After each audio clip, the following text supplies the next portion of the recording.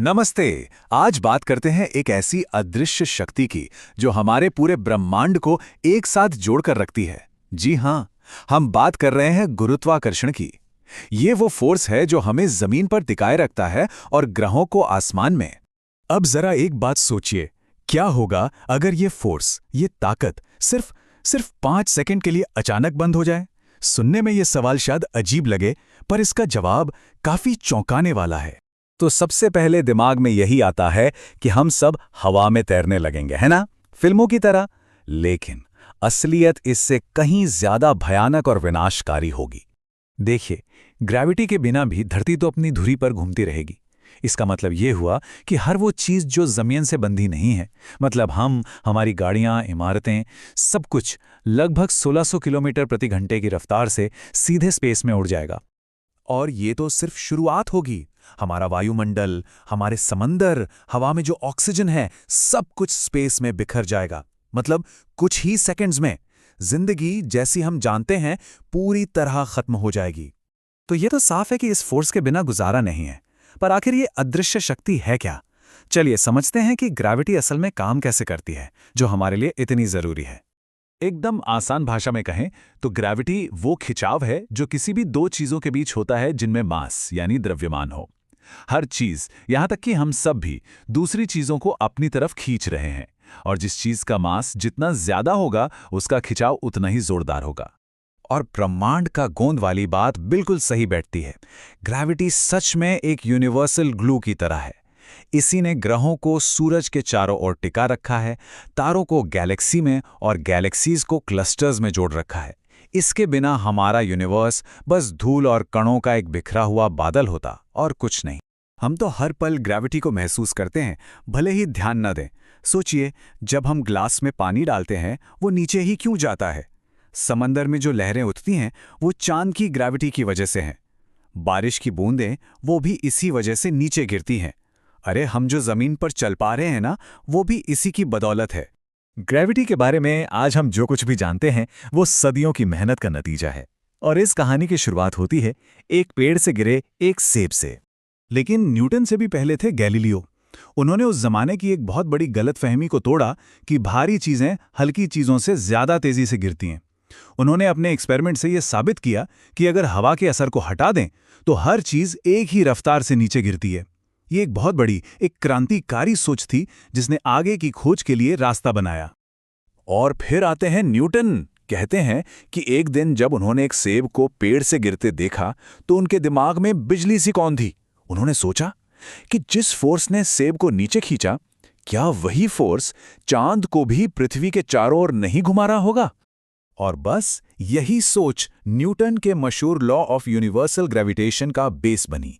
ये लॉ कहता है कि यूनिवर्स में हर एक चीज हर दूसरी चीज को अपनी तरफ खींच रही है, और ये खिंचाव कितना मजबूत होगा ये दो बातों पर डिपेंड करता है। चीजों का मास कितना है और उनके बीच दूरी कितनी है। अब न्यूटन के लॉ को ठीक से समझने के लिए एक बहुत जरूरी कंफ्यूजन दूर करना होगा। वो है मास और वेट, यानी द्रव्यमान और वजन के बीच का फर्क। ये दोनों एक चीज बिल्कुल नहीं है। तो देखिए, मास का मतलब है कि किसी चीज के अंदर मैटर या पदार्थ कितना है, और ये हमेशा सेम रहता है, आप कहीं भी चले जाएं। लेकिन वेट यानी वजन उस मास पर लगने वाला ग्रेविटी का खिंचाव है। और क्योंकि ग्रेविटी हर जगह अलग अलग हो सकती है, इसलिए वजन भी बदल सकता है। चलिए एक उदाहरण लेते हैं। मान लीजिए किसी का मास 60 किलो है। धरती पर उसका वजन होगा 588 न्यूटन। लेकिन अगर यही इंसान चांद पर चला जाए, जहां ग्रेविटी धरती से 6 गुना कम है, तो उसका मास तो 60 किलो ही रहेगा, पर वजन वो घटकर सिर्फ 97.2 न्यूटन रह जाएगा। और सोचिए, अगर वो जुपिटर पर पहुंच जाए तो वजन बढ़कर 1487 न्यूटन हो जाएगा। कमाल है ना?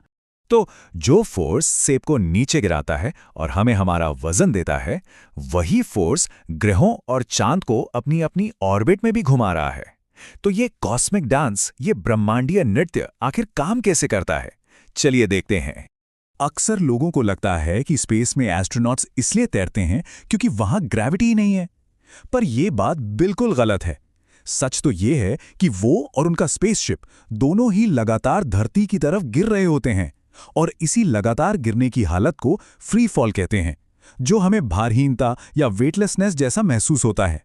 इसे समझने के लिए रस्सी पर बंधी गेंद वाली मिसाल सबसे अच्छी है। सोचिए, आप एक रस्सी से बंधी गेंद को अपने सिर के ऊपर घुमा रहे हैं। रस्सी जो है वो गेंद को अंदर की तरफ खींच रही है, ये हो गई ग्रेविटी। और गेंद की जो आगे जाने की रफ्तार है वो उसे बाहर फेंकना चाहती है। बस इसी खिंचाव और रफ्तार के बैलेंस से एक परफेक्ट ऑर्बिट बन जाती है। तो इसका मतलब क्या हुआ? इसका मतलब ये है कि चांद असल में लगातार धरती की तरफ गिर रहा है, लेकिन वो साइड में इतनी तेजी से जा रहा है कि वो धरती से हमेशा मिस हो जाता है। मतलब वो जमीन पर नहीं गिरता, बल्कि जमीन के चारों ओर गिरता रहता है। और बस इसी को ऑर्बिट कहते हैं। ग्रेविटी हमारे सोलर सिस्टम को तो चलाती ही है, पर यूनिवर्स में कुछ ऐसी जगहें भी हैं जहां ये फोर्स अपने सबसे भयानक, सबसे एक्सट्रीम रूप में मौजूद है। इतना एक्सट्रीम कि हम सोच भी नहीं सकते। जी हां, हम बात कर रहे हैं ब्लैक होल्स की। ये यूनिवर्स की वो जगह हैं जहां ग्रेविटी इतनी ज्यादा, इतनी जबरदस्त होती है कि कोई भी चीज, यहां तक कि लाइट भी, इससे बचकर नहीं निकल सकती है। ऐसा तब होता है जब बहुत सारा मास एक बहुत ही छोटी सी जगह में सिकुड़ जाता है और उसका ग्रेविटेशनल पुल यानी खिंचाव अनंत हो जाता है।